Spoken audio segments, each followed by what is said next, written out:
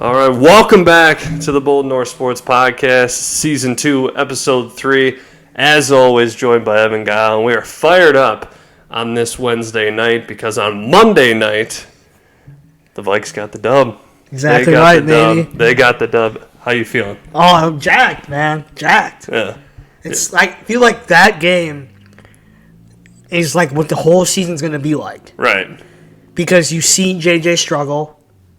And then you see what he can do. Mm-hmm. And you, like the amount of people still, how many times have we said we have to give him time? After the first half, there was people that I was watching the game with that were like, let's go to Wentz. I'm like, are you being for real right now? Like, just leave the training wheels in Chicago. That's my point I'm trying to get to, is leave them in Chicago. Yeah, I think I was a little more upset with KO in the fact that he kept the training wheels on, and you're not going to be able to win a game that way. No, he was babying them. But we should, this is going to be the talking point. McCarthy, obviously. Sure. We have to talk about the two new guys we got in the interior defensive line first. Yes. Because that pressure, that's exactly what Flores wanted to do. And it's awesome. The defense was awesome all night. Yeah. They, outside of the 10 scripted plays that Chicago came into the game with, which is like it's kind of like they compared it to when we played Green Bay in KO's first game. The first game as our coach. How he's like, we marched right down the field. Yep. New regime. Everybody's excited. You know they're going to succeed right away. And then once we made Caleb Williams a quarterback, we beat him. Yeah, I mean, it was very interesting. I thought Caleb looked pretty decent, actually. And he made some of our defensive linemen look pretty funny, too. I mean, the way that he is able to move out of the pocket, extend plays, whether for better or for worse, because that second Hargrave sack, is Caleb trying to find some other way that he could get the ball out, and he just stepped out of bounds. But yeah, like you said, Javon Hargrave and Jonathan Allen both had 13 pressures combined. I mean, that's more in a game than I think Harrison Phillips and Jerry Tillery ever had in maybe 2 or 3 games. Well, you're talking who was the other starter? Was it Tillery last year? Yeah, I thought it was Tillery 2 years ago. No, Tillery was here last year. Oh, yep. I guess I kind of forget. But it was also a lot of rotating pieces. No, they said like those two combined last year, all year, for like 22 pressures all year. That's it? All year, yes. Wow. And Hargrave and Allen combined for, like you said, 13 in one game. Jesus. That's crazy. I mean, you got Grenard, who had 7. I think Turner had 1 or 2. Turner played really well as well. He did, especially in the run game. He did really, really well. I think there was actually a couple plays where all 3 of them were on the field at the same time, AVG, Grenard, and Turner. Which you love to see. Yeah. I mean, if you can, because I know Van Ginkel was off ball. And I didn't know why. I just didn't see Dallas Turner on the field at the time. So I was kind of like, what are we doing here? Not that AVG can play off ball, but it was interesting because he doesn't do it that often. I feel like Flores is going to find a role for Turner this year more than last year. I feel like they're going to get him on the field more. It's hard to keep him off the field. He's such a raw talent, and he can be much, much better than what he already is just with his physical traits. And he just has to develop more. Right. You got to remember, he's in his second year, so it takes some guys like Grenard. Grenard wasn't this good in Houston. No. And now he's a madman. Right. Yeah, I got to say, like, a lot of credit to the defense because it was an 11-point game throughout the entire game up until we made our comeback. Isaiah Rodgers, too, he had a phenomenal game. Rodgers played well. I think Murph definitely had a couple moments where it wasn't that great, especially with the illegal contact a couple times on that one drive. But I'd say he was solid. I think Theo Jackson and Josh Metellus did really well with the absence of Harrison Smith. I feel like Harrison's presence is what we missed. Yes, absolutely. I feel like him, because he's the leader on the field. He's been here forever, so he knows where to. He's Flores' guy, like, he's kind of like the dad of the defense. Right. Like, when he's out there, he puts everybody in the perspective. Not like Cashman, the green dot, doesn't, but like Harrison's more of like, here, you do this. You know what I mean? Yeah. And with Cashman now, he's going to be out for a couple weeks, which is unfortunate, but I think Eric Wilson played really, really well, and I don't feel... field goal. Right. Was it a punt or a field goal? Punt. Punt, yeah. Okay. I don't feel as worried now that Cashman's probably going to miss a couple weeks. I think I trust Eric Wilson. Well, for sure. Yeah, and we should be fine there. Going to see a little bit more of Kobe King too, which isn't a bad sign either. Right, that'd be kind of cool if he could get in and actually play really well, and if you can fully trust him, that's great. Mm-hmm. And it allows Cashman to be 100% instead of you're at a point where you need to thrust him back because, you need a win, Well, even last year when Cashman got banged up too, and how do you pronounce his name? The old linebacker. Gruchet? Yeah, he didn't play terrible in his absence, but No, I feel like Eric no. Wilson is more of the veteran guy. Yeah. And, you still got IP, and you still got the front seven still. Right, and I think that's the thing too, is like we already, we just hit on it, that defensive line got better. That's what's crazy, is that we knew the defense was going to be good, but we didn't think it would get this much better. This quickly. This was the first game we've seen, and we've seen what we needed to see right away. Right. Which is it's going to fade a little bit probably because you can't expect that every game. Sure, no. That many pressures and stuff, but still, if that's the floor, then yeah. Yeah, and it didn't seem like there was a lot of pressure because Caleb was always moving around, but those times where he had to escape the pocket, that's a pressure. Did you see the stat? Caleb started 10 for 10, and then he finished 11 for 25. Yeah. So it just shows that once the defense got comfortable, I mean, by all means, this was not a great win. It was an ugly win. But sure, a win is a win. You never not take a win. Right, and also, I mean, at a point where you're down 17-6, and you're going into the third quarter, and your starting quarterback, who's essentially a rookie. Let's just call him a rookie. Yeah, we can call him a rookie. Throws a pick six. And that was bad. When he threw that, it was I was watching it, and it was just in slow motion. Yeah. And then, of course, who picked it off and ran it back? It's always stuff like that against the Vikings. Yeah, Nashawn Wright, who was on the practice squad last year. Traded for Andrew Booth. Yeah, it was kind of just a one-for-one kind of trade. And, but the way that JJ responded is what really, separates him from a lot of young quarterbacks.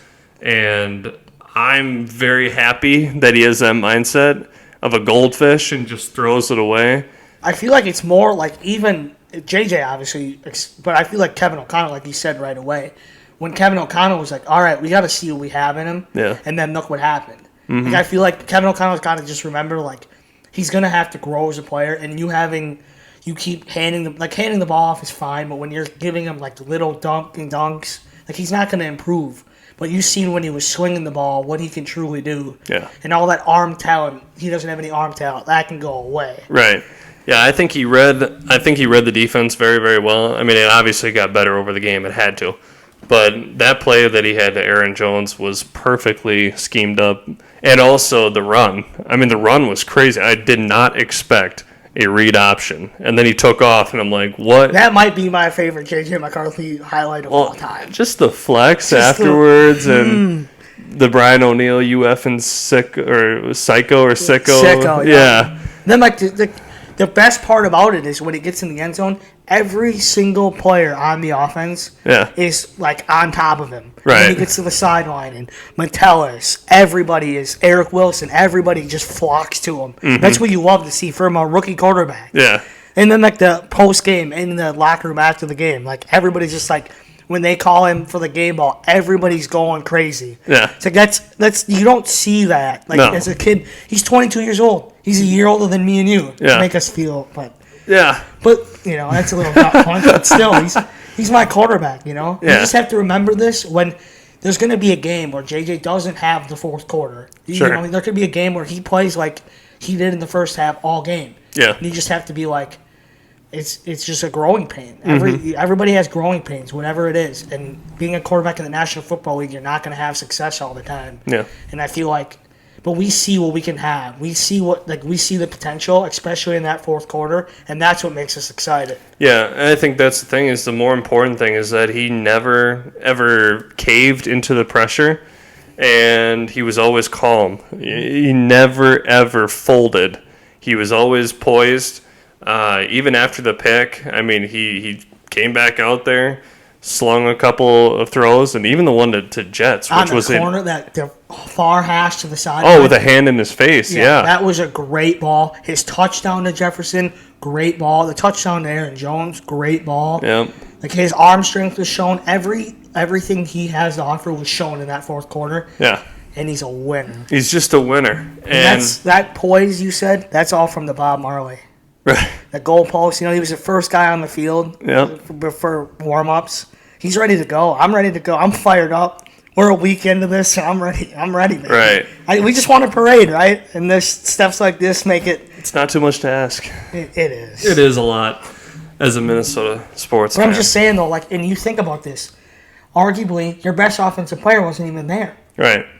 So, and you don't even, I'm talking about Christian Garrisaw. And it showed. And you don't have Addison either. So this offense is only going to have more mouths to help JJ succeed more. Right. Because the fact that this team put up 27 points and played like absolute booty. In the first half. The first half, 3 quarters, yeah, actually. Essentially, yeah.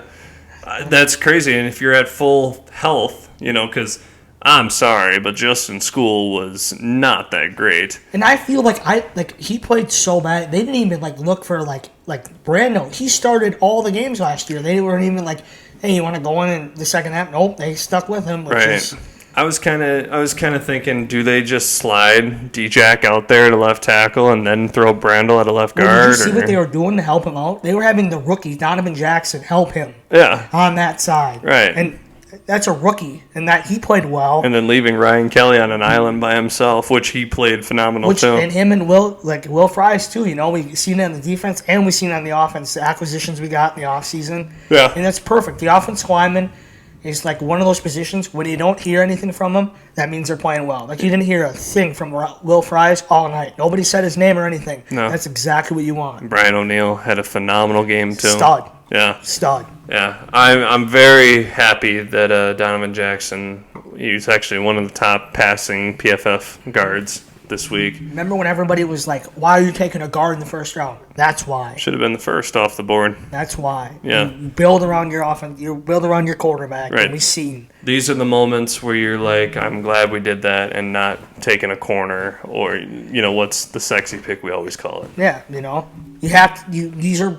plays in the long scheme, and when you're in April and you're going through, Green Bay picked Golden, you can go and watch highlights. You can go and sit and watch offensive lineman highlights if you want, but it's not as fun as watching Golden have an 80-yard touchdown for Texas. Sure. But it's the right pick. And yeah. It was the right pick now, and it was the right pick then. Mm-hmm. And the other acquisition, Jordan Mason. I was just going to say that, a madman. Yeah. He's running hard.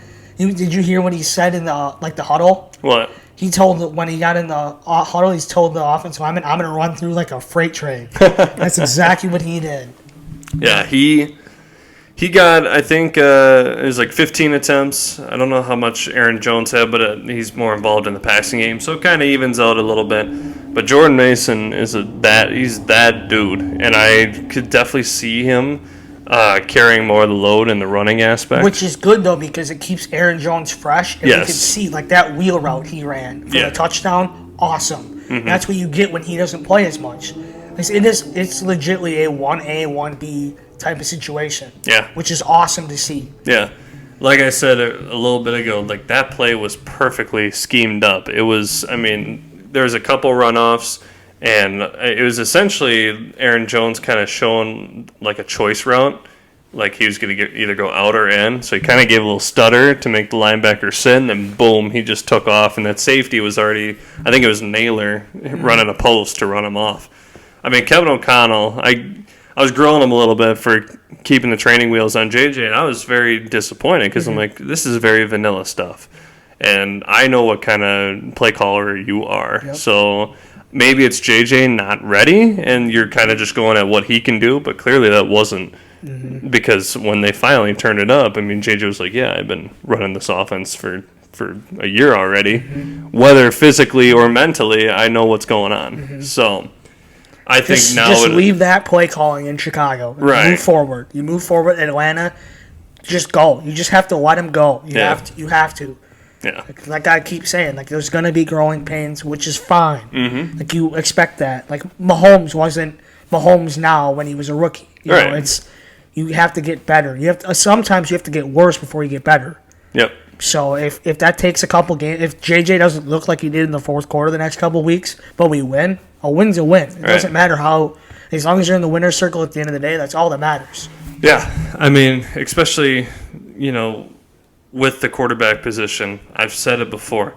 I don't JJ threw the ball 20 times. That's it. 20 times.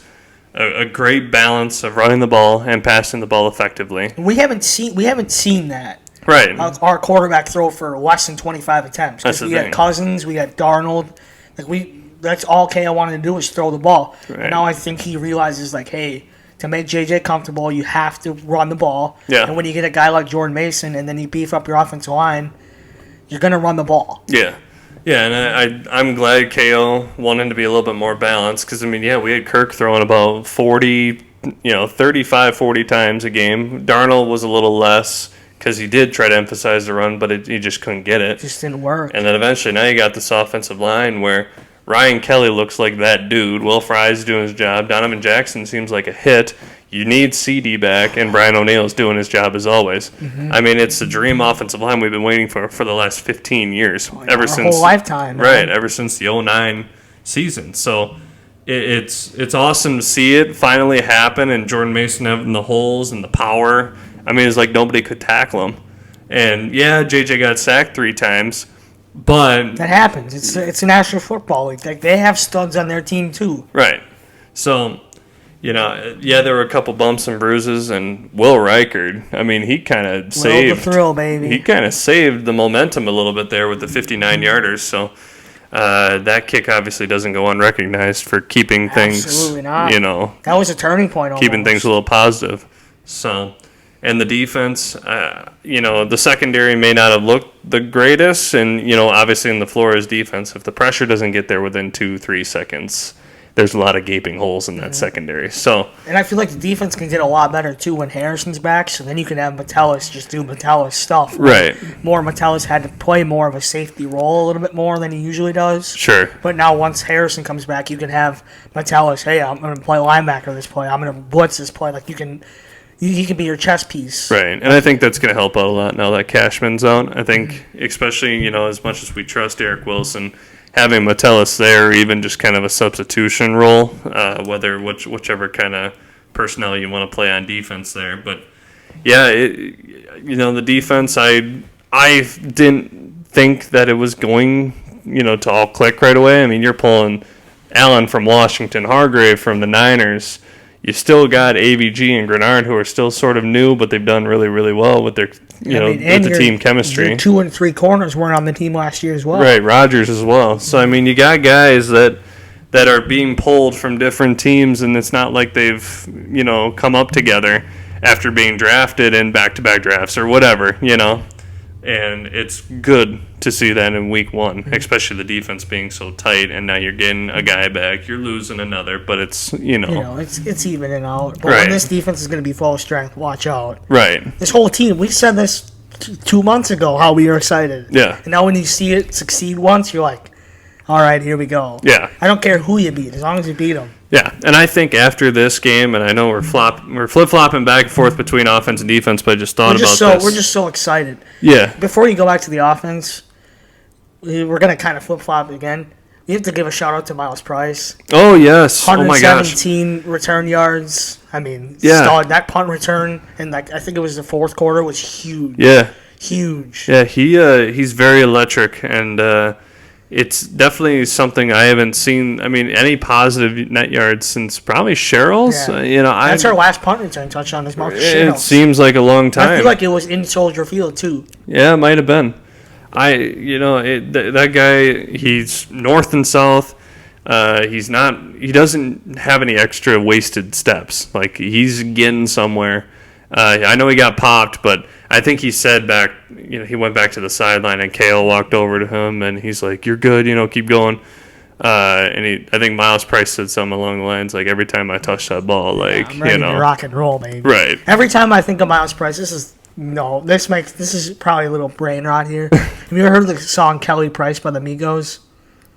Yeah. Every time that they mention him, I think of that song. I don't know why. Price. I know it's a great song. That's not old, but it is definitely like 2018 Migos right there. Yeah, we were in middle school. Golly. Okay. Feeling a little old. I know. Probably are. You can feel young again. JJ McCarthy's older than us. Yeah. And he's the youngest quarterback in the league. Yeah. But like what I was gonna say with JJ. Which one? McCarthy. I I think after this, and I know he's got all the confidence in the world. I don't need to say that this gave him confidence, but I think next game, I think now that he knows he can do it. He's got those jitters out, Yep. and he's seen it happen. So I think he can come right out of the game and absolutely rip it if they want to. Let's go. I think we might see that. I feel like the scripted plays more. You might see more of a, that's what we didn't see. We didn't see like a down the sidelines deep ball, like a 9 route to JJ on the sideline. We haven't seen that yet. That's like the one thing we didn't really see. I think it's just one time where Aaron Jones got that pass interference. That was it. Mm-hmm. But other than that, we didn't see the deep ball that Kirk was so good at when he was here. And True. Darnold, the 97-yard touchdown, and then the touchdown in Seattle as well. Yeah. Jefferson. I think that where JJ finally, was starting to trust himself was that over route to Naylor. Perfect, on the money. It was a dart, and I was like, attaboy. Now keep it going. Here we go. I don't know. You can, whatever, but I think his best throw was that touchdown to JJ in the end zone. With 3 guys around him, and he threw the ball right where he needed to. Perfect in that little window that it had to get through. Yeah. Tight window, check. Yeah. Now, am I worried about Jefferson's drops? That first one, kind of. That's right there. That second one, it hit him in the hands. It's tough. You just got to remember, he didn't have a whole training camp. He was banged up all training camp. I'm not worried. He's the best receiver in the league still. Yeah. Yep, he is the best receiver in the league. Yes, he is. Sound off. CeeDee Lamb, no. Nobody's better than him. Look at A.J. Brown. 1 catch, 8 yards. Come on now. Yeah. CeeDee Lamb dropped 3 balls. Come on now. Chase didn't do anything. No, 2 catches for 26 yards. Yeah. So, but week 1 is always horrible for receivers. It's just how it is. But the train keeps on moving. Sunday night, are you going to the game? No. I'm not going. I think it'd be fun, but I don't really want to. 2-0 on Sunday night openers. I don't got any wood over here. Oh. Yeah, see? Keep it family friendly for the viewers. Keep it family friendly. I'm sorry. No, I will not be going. I thought about it.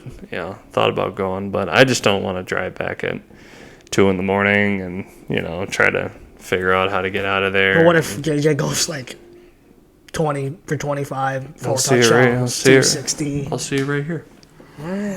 No problem. I don't know, because, here's the thing. I mean, I don't know if they know about our superstition, but in 2023, the year that Kirk blew out his Achilles and Josh Dobbs was starting and Nick Mullins was starting and Jaron and blah, blah, blah.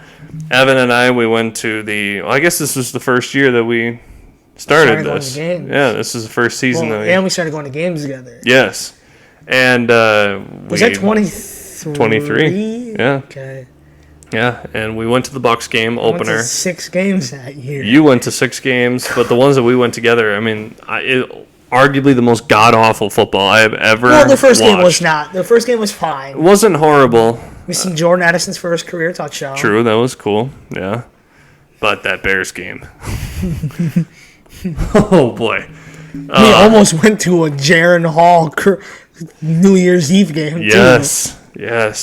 And for some reason, the prices were damn near $300. It was crazy. To watch Aaron Jones and Andrew Booth Jr. get into a fight after the game. Yeah. So, I don't know. I mean... You'll get there. We'll get to a game at some point. We'll get to one. Sunday night, I don't want to get back. Preferably when we're 15-0 and JJ McCarthy's first in rookie of the year, and he can't win. Can he run rookie of the year this year? No. Oh, well then MVP. We'll settle with the MVP. It's fine. I don't think he gets Ben Simmons treatment. But he gets comeback player of the year, MVP. Both. All maybe if they allow him to be rookie of the year. We gotta pump the brakes a little bit. We're too excited. Well, we've seen one win and we're just ready to run through a brick wall. But it's not outrageous. I mean, it really isn't. I've never ever seen, unless a young Patrick Mahomes. Mm-hmm. I've never seen. Who was also drafted at what pick? 10. What was JJ drafted at? 10 or 11. So 10. Was he at 10? Traded up. Oh, we traded up from 11. That's right. So yeah, boom.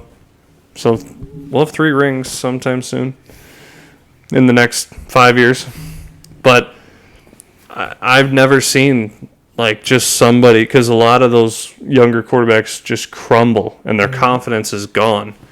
And he didn't have that happen. Nope.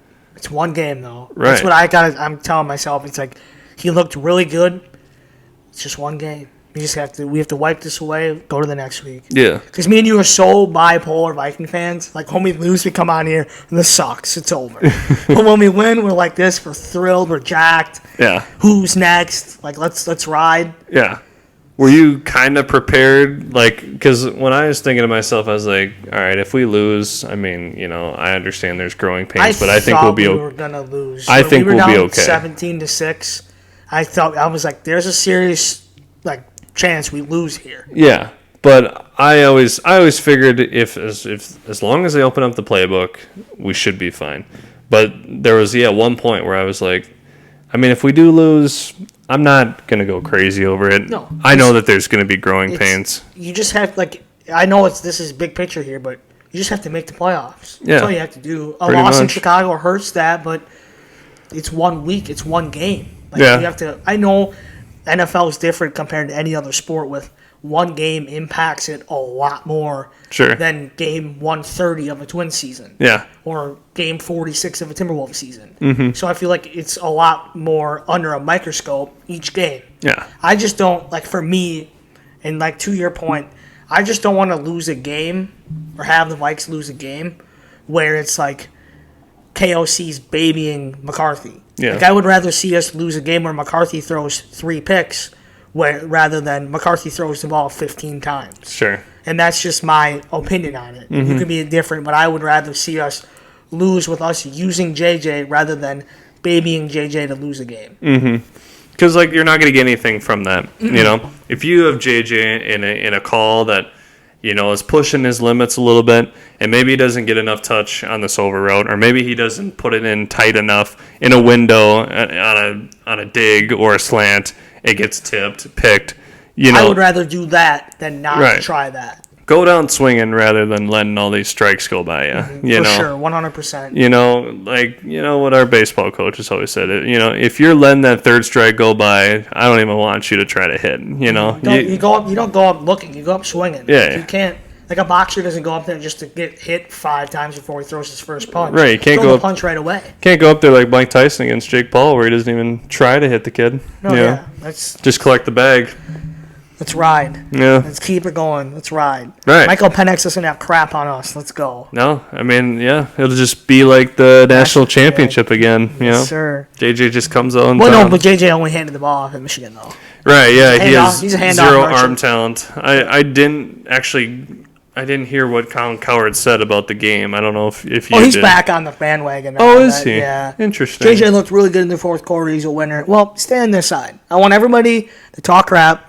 I'm going to support JJ. Yeah. I'll die on this hill. I'll support JJ all the time. Stay on your side. Yeah. Me and Cam, go ahead. We've been in the JJ McCarthy fan club since day one. Yes. We watched us draft him together. We were very excited. Yes. And we're going to be excited every time. Because in moments like Monday night, fourth quarter, when he's doing he's locked flexing. He's flexing. Like KLC's got a huge smile on his face. That's what we love to see. That mean mug, I was like, he's just. I'm like, I'm ready. Play Kickstart My Heart, Molly Crew. Let's ride, baby. The KOC slow-mo flex, like, yeah. I feel like the best part was, like, the post game in the locker room, Metellus, when KOC starts talking about McCarthy, and Metellus is just like, he's got that Michigan blood in him too. That's true. Yeah, I didn't even think of that. There's a connection right there. So, yeah. I'm just thrilled. I could sit here and talk about this. I'm just going to be this excited all year. Hopefully it's a great year. Yeah. We both hope it's going to be. We both think it's going to be. Yeah. This is just the start. What's up, stud? Just wanted to let you know that you are halfway through this episode, and we truly appreciate it. I do have to get a little bit greedy and ask that you check out our socials on Instagram and TikTok at Bold North Sports. It's where we post our short-form content.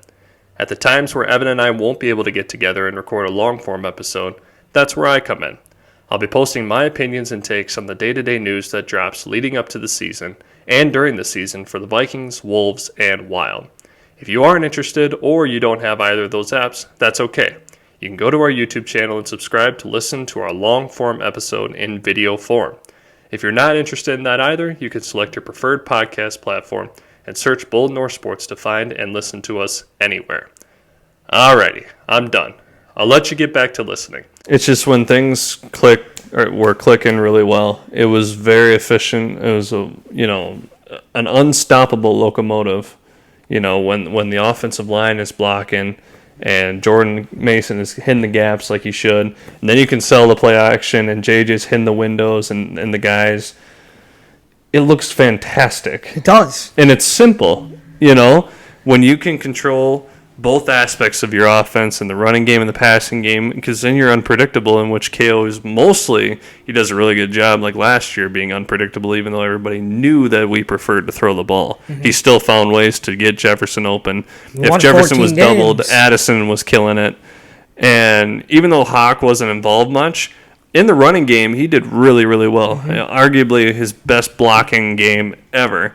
And then now you get Addison back, and it was nice to see Thielen get that 2-point conversion after the drop.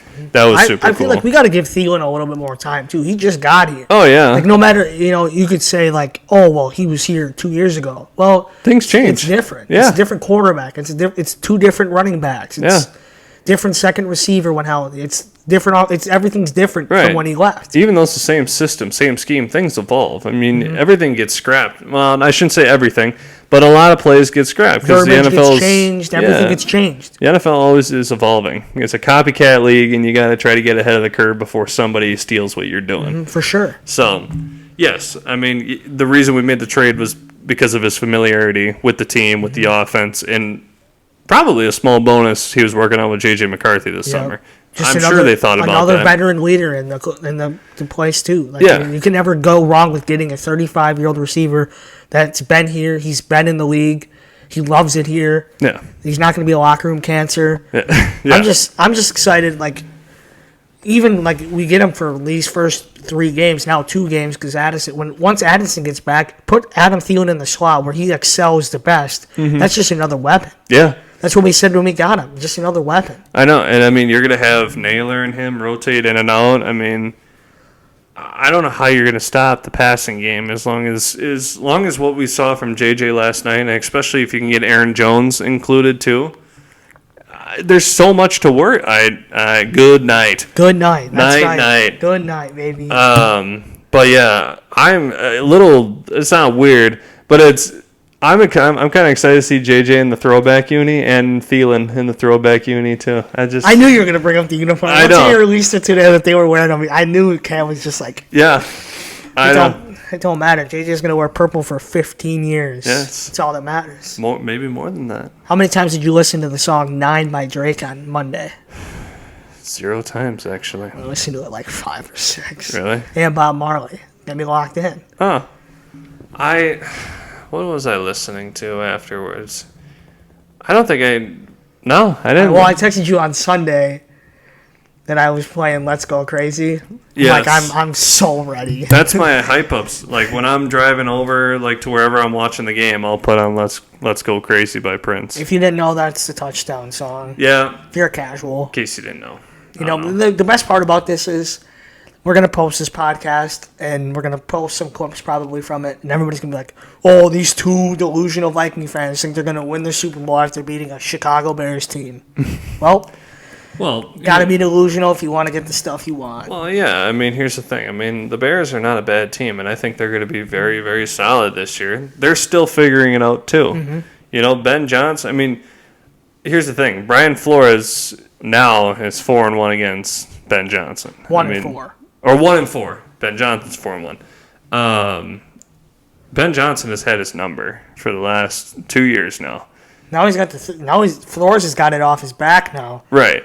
But the other aspect you could say of it is that the Lions had better talent, in which it's true. Sure. Yes. But I think also just being around those players for a while, and you eventually just mastered the scheme. Mm-hmm. Now, the problem with the Bears is that they don't have a strong running game like the Lions do. So it's hard for Ben Johnson when he really wants to play that old school kind of football, ground and pound.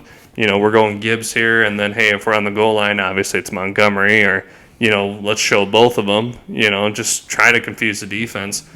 They had DeAndre Swift. Which he played well. He's played fine, but we held him to about 3 yards per carry. Mm-hmm. So it's going to be interesting. They're going to have to rely a lot on Caleb, making sure that he hits a lot of his throws. A little inaccurate at times. He throws a piss missile, I must say. Mm-hmm. He has quite an arm. Mm-hmm. But he needs to work on his accuracy a little bit. I think Caleb Williams would be just fine with the guidance of Ben Johnson. Oh, yeah, for sure. And I feel like Caleb Williams has a higher ceiling than Jared Goff, for sure. Yeah. For sure. The ceiling. The floor, Goff probably has a higher floor. Yeah. But I feel like Caleb Williams has a higher ceiling, and if Ben Johnson can get 80% of his ceiling, that could get scary in Chicago in a couple of years. And I know people are going to take that the wrong way, but it's mostly because of the physical traits. I mean, Caleb has everything you need. Well, Caleb also turned into Michael Vick for a little bit there. He's faster than I thought he was. Yeah. Holy cow. Mm-hmm. Yeah. He was moving. And, I mean, he can shifty as he's trying to maneuver his way through the pocket, create extra time. Sometimes it works against him, like I said. But other times, wow. I mean, he moves really well. We knew this when he got drafted from USC and Oklahoma. We knew what he was. That's why he's the first pick in the draft. Yeah. Like, you're not the first pick in the draft for no reason. Mm-hmm. So, but I feel like you said, you need to cook it up a little bit longer. Yeah, I think the Bears, I honestly think they could steal one in Detroit if the Lions continue to play like they did last week. And that's the thing is with these coordinators leaving, everybody was saying it. The Talent's Lions better than coaching, but coaching is a big part of football. But the Lions weren't doing much. It seemed like they weren't opening up the playbook much, and I know Micah Parsons did pretty well with the snaps that he had, and he was creating pressure and blowing on plays. But it seemed like they never won. They looked like us in the first half, but the entire game. Mm-hmm. It's just it's nice because I had Gibbs, so Goff is just checking down all the time. Evan beat me in fantasy this week, by the way. And thank you, Will Reichert. Yeah. Who was disappointing for me? Well, Kittle got hurt. Yep. And now he's out for another cut. Yeah. Yep. Darn it. I should just quit fantasy. And Josh Allen helped me a lot, too. Yeah, what a game. Oh, my gosh. 32 points from my quarterback doesn't hurt. Yeah. And then I went 3-1 this week in fantasy because in 2 other leagues I started JJ Mack. Nice little calm 25 piece from him, I think. Oh. So, but it doesn't matter. I would go 0-4 in fantasy every week as long as the purple win. That's all that matters. That's true. I'll always take a Vikings win over a fantasy win. Yeah. Now, do you think we overreacted too much off of one win or no? No, I don't think so. I think it's week 1. You just got to remember that. It's excited to be. I'm glad football's back. Oh, that's what I'm excited. It's the Burr months. It's the best time of the year, baby. Yeah. When October comes around in November, and then December. Fall, golf, everything in this regime. Like from here till like January 2nd. Yeah. Peak. Like, I don't think you guys understand the Midwest. Like, the fall in the Midwest is amazing. It's 60 degrees, 50 degrees. You get to wear your hoodies again. Your Unreal hoodies, go check out Unreal.com. Sponsor us. New drops this year. They actually expanded their teams as well. They threw the Giants in there. I know, right? What? They got the Packers there, too, which I know they did that last year. Come on. Whatever. Come on. And the Bears. Bears. But, yeah, get your stuff at Unreal.com. Use, just kidding, we don't have a code, but we should. Oh, that would be unreal. First drop, October 14th. God. Oh, that's funny. October 14th. Huh? You said that's unreal. Yeah, I know, I saw what you did. Okay, yeah. Producer Austin just walked in. Hello, He's producer. also wearing an Unreal Viking sweatshirt. He is. Look at this. That is, that was the Buccaneers week drop right there. Okay. Yeah. I do have one of those. I have way too many of those, but I have that one, except now that I've been hitting the gym, I've outgrown it, so I have to give it away. Yeah. Or try to sell it. So that means I just have to buy more this year. I know. But I really like this windbreaker. It's very versatile, and I've worn it quite a lot already, even though it's been the 80s again in the Midwest after a nice cool week. I liked it. Yes. I liked it. But so. I mean, I feel like I like the new regime podcast we do here. We just go wherever we want to. Yeah. Who cares? That's what it is, baby. Yeah. Where do you want to go to next? There's not really anything else to talk about other than the Vikings. Yeah, that's pretty much it. I mean, Wolves, did you see Rudy Gobert? Hey, it looks good. Yeah. He's ripped. The French Tower, baby. Yeah, he's ripped. Shaved his head. Now just please don't give him the ball in the post and we'll be right where we need to be. If you could just catch the ball cleanly and put it up, I mean, he would be dominating. Oh, yeah, for big sure. time. I mean, with already how well he plays on defense, if you just catch the ball. It don't matter. We got 5 on it. That's all that matters. We got 5 on it. That's good. Look at you. Oh, my gosh. I know. I'm fired up. That's very, very clever. When you get a big win Monday night, Things who's just next? things Like my whole week, like my mental health is like a train wreck. Like during the football season, because it's just like the Vikings win, I'm to the moon. But then when they lose, it's just like I'm in the basement all week, just like, come on now, Right. Especially when they lose like divisional games, like against the Lions. Yeah. And then the Lions fans all come on here and like, you guys suck. We own the North. But Not anymore. not anymore. Not anymore. Yeah. Not anymore. They're gonna have to pick that up. So yeah, Wolves start in what, a month probably. I think training camp starts the end of this month. Maybe they start it next month. Yeah. So soon we'll be. So more content. Yeah. Them Soon. and then the Wild as well. I guess we do have a couple Wild talkers now. The Kirill Kaprizov. I mean, would you call it a contract debacle? I don't really know. It's a bunch of rumors. We don't really know. Give Austin the mic. Would you like the mic, producer Austin? Just say a Let's couple get him. things to the people. Let's get him on here. So now we're gonna Hello, have everybody. our hockey segment here. Cam tossed the mic over to Austin because the reports came out today that Kaprizov rejected an 8x16. Yeah, it would have made him the highest paid player in NHL history, and he shut it down. Do you think that's actually legit that he shut it down? Because then Bill Guerin came out, I think within the last hour, saying that was fake. Like him or Kaprizov agent hasn't released anything on that. I can't remember where I saw it, but I'm pretty sure it was like Instagram. I saw somebody say it wasn't true, but I've seen so many people saying that it is true. So it's hard to believe. I can't believe he would turn it down. I think it's the length of the contract that's causing the problem between signing and not. Being like a diehard Wild fan, like me and you are, does that scare you a little bit, or like not like? Because he's like our friend. I mean, he's our franchise guy since Gabrick. Would you say? Definitely. Does it scare you a little bit? Like, do you think it's like he wants to go play for Vegas, or he wants to go play for a New York team, or do you think it's just he doesn't want to commit long term here? I don't think he'd want to leave anywhere or go to a different team per se, but I can't believe he would turn down getting paid more than McDavid, getting paid more than Draisaitl, Matthews. Like, how are you going to turn that down? I get the Wild aren't like we've made the playoffs, like 8 of the last 10 seasons? Yes. Granted, we don't make it past the first round, but that's irrelevant. Maybe one day, but Yeah. I mean, we got young guys. Boldy's still young. Faber's still young, yet to get in the prime of their career. You're supposed to have like the best prospect pool. I was just gonna say, yeah, got a top 5 at the minimum prospect pool down there in Iowa. So there's no reason why we shouldn't be worse than what we were last year. So Would you feel comfortable? I mean, I don't know. This is where I'm kind of torn. Would you feel comfortable giving Kaprizov that much money? Like, do you think he's worth that? Definitely, when healthy? 100%. When he's healthy, he's a difference maker. Last year, I don't know how many games he played to start the season, but he was like in the lead for the Hart Trophy, and then he got hurt. The Hart Trophy is the MVP, by the way, for Right, a casual yes. hockey knowledge guy. The MVP trophy for the NHL. But yeah, he was in the lead for that, and then he got hurt, which is the one problem with him is he's never played 82 games. He's always been hurt. He's kind of like Delvin Cook for the Vikings. He could just when he's on the playing surface, when he's on the field, he's a dog. But the problem is he can't stay on the field, or in this case, can't stay on the ice. Yeah.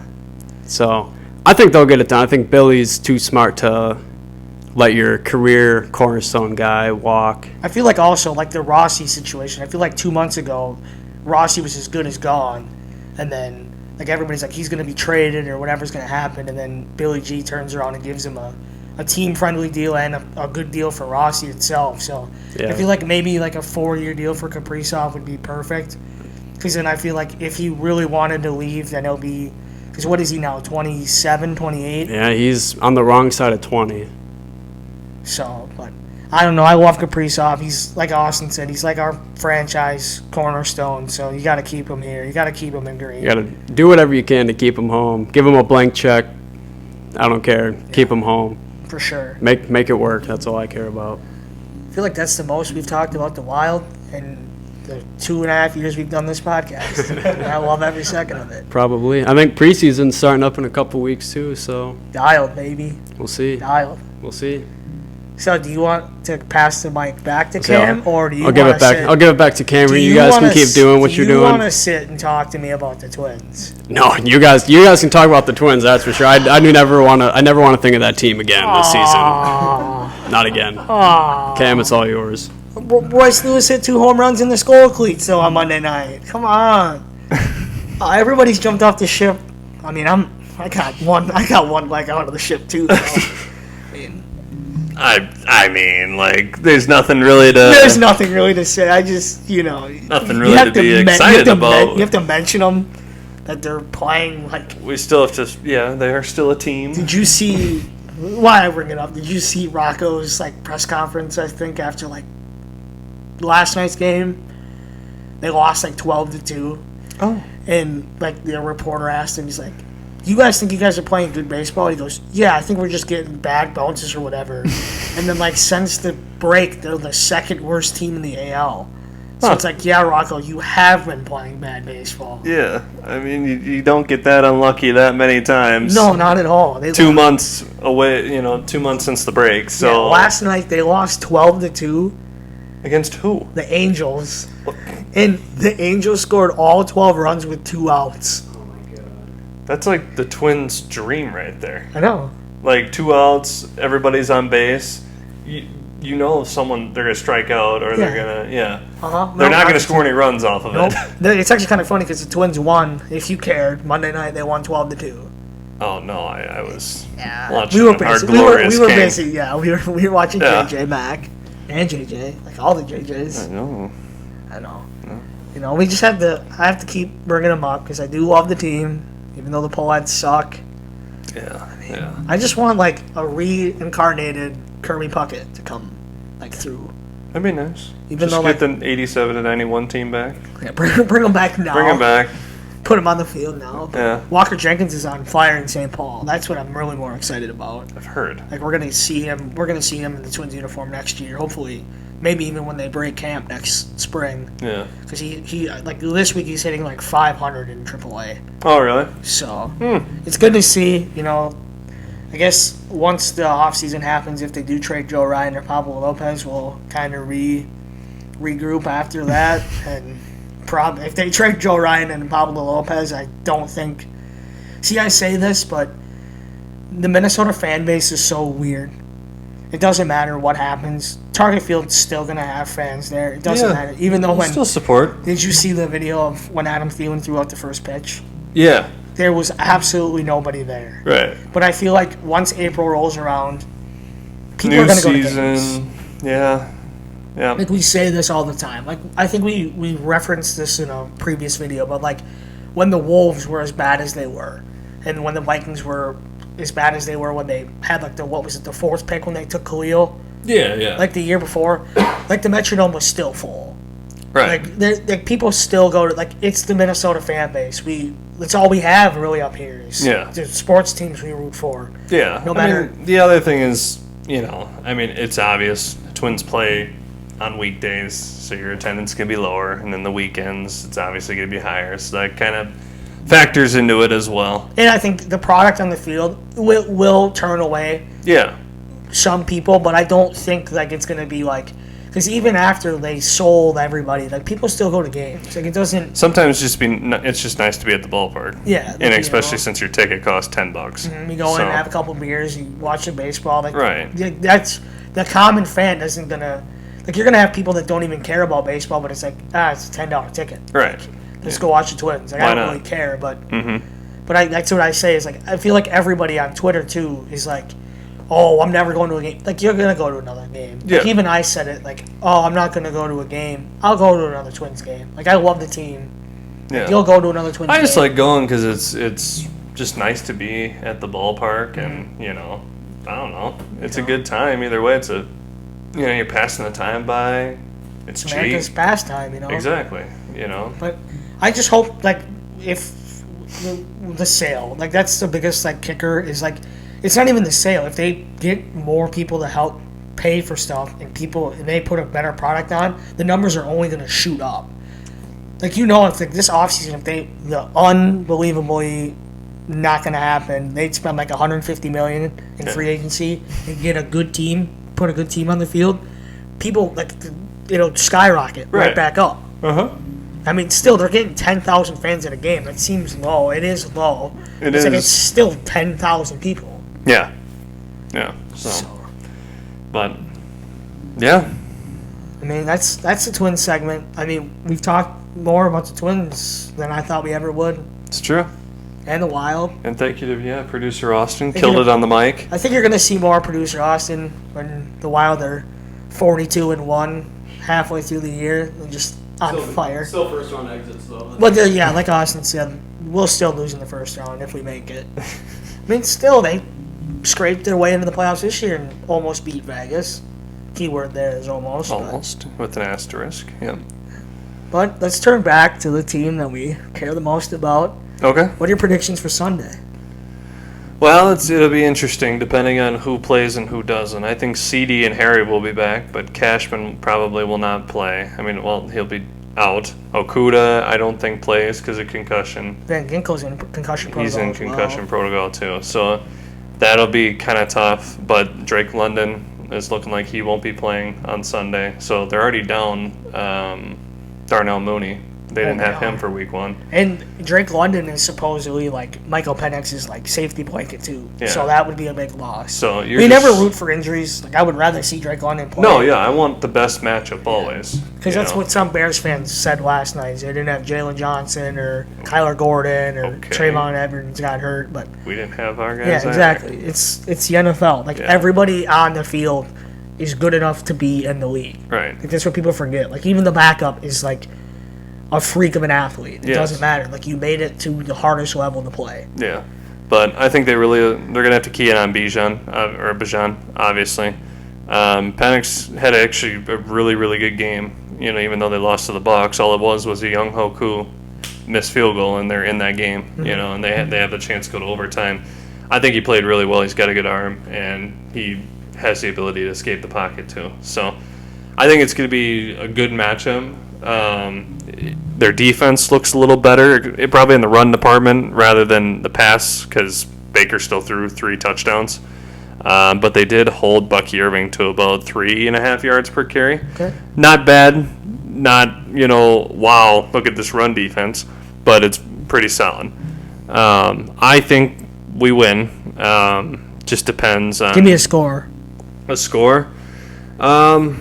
I mean, their defense isn't as bad as it was last year when we put up 42.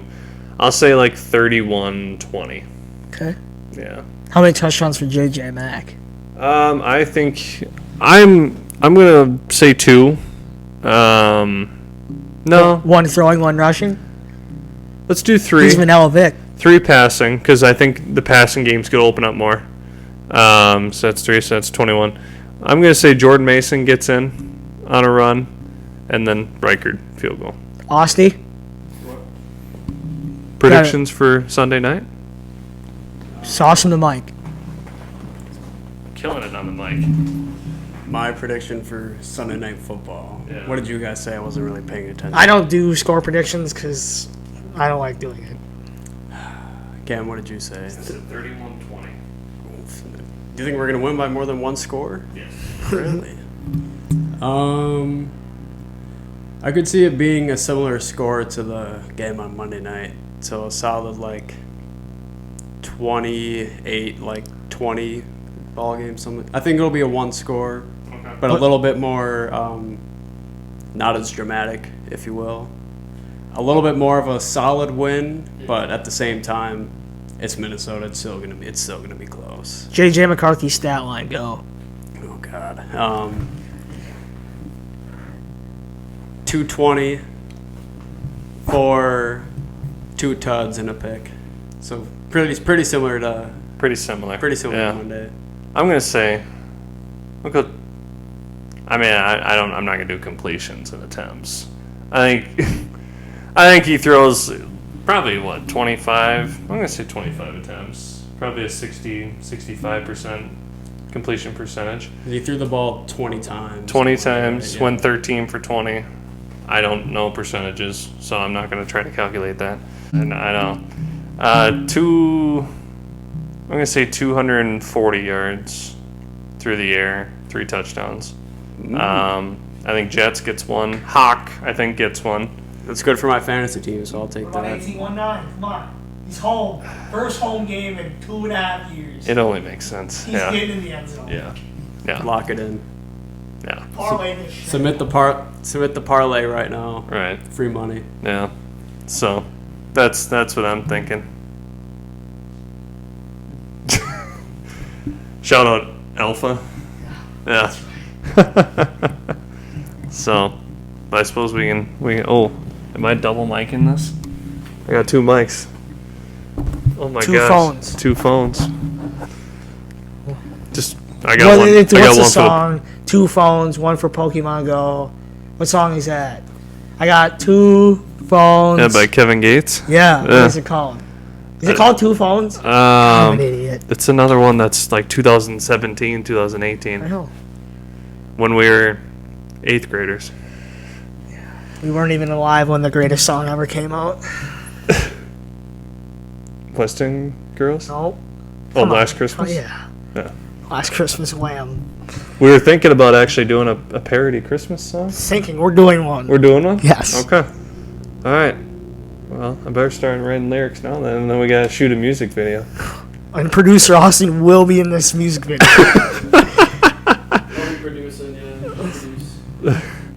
So. All right. Well, Alrighty. Well, I think we're good to call that. Yeah, that's a good one. We're excited for Sunday night. I think this will probably be the last one before Sunday night. Yeah. Usually, I think we're aiming for one a week. And I did not post clips, actually.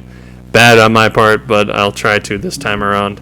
I had to sign into the don't worry the about system and everything, and I had to.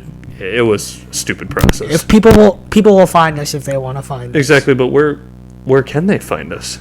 Any place you get your podcast. So that's Apple Music, Spotify, Apple Podcast, or we also post. You can see. I didn't know if we're cute, if we're not on YouTube.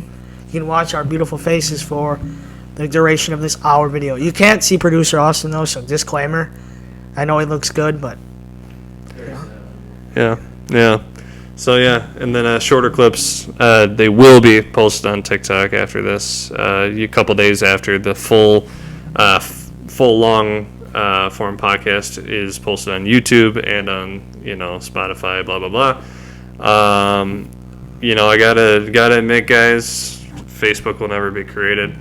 Facebook page won't be created. Maybe, unless if you want to do it. maybe And I don't. killed the longest running joke of this podcast. You just point blank killed it in the last 5 minutes of the podcast. What if I was joking? I don't know. You didn't Maybe seem like you didn't seem like you were joking. Maybe we'll surprise them. And then X don't really post on there.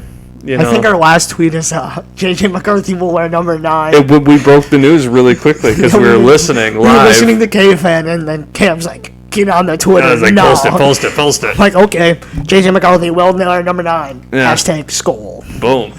We got one like. And there's probably one of me, you, or Austin. Yeah. To be completely honest. Yeah. That's fine. And then yeah, that's just Instagram, TikTok, and YouTube. Boom. So, We will see you guys next time. and we will hit you with a dice. I can't roll my tongue now. Dice roll.